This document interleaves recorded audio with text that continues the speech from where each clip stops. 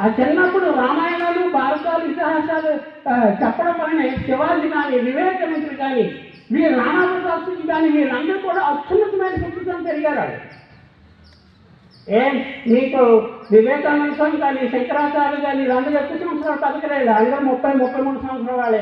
కానీ ప్రపంచ గదినే మార్చేశారు.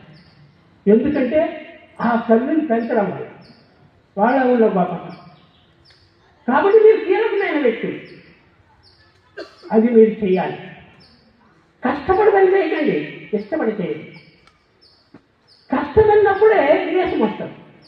నా పిల్లవాళ్ళకి ఇది పెట్టాలి, నా భర్తకి ఇది పెట్టాలి, నా ఇంటిని జాగ్రత్త చూసుకోవాలి, ఎవరు వచ్చినా మా ఇంటిని చూసి ఉంచాలా, మా ఇంటికి వచ్చిన గెస్ట్ కూడా మమ్మల్ని చక్కగా ఉందామని ఆశీర్వదించుకొని నిన్నట్టుగా ఉండాలి అనేది ఉండాలి. వాళ్ళ కింద చేస్తుంది సేవ మాత్రమే, అది ఇష్టపడి చేయాలి.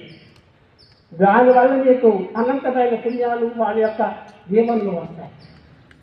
అవి మీరు చేయగలరు.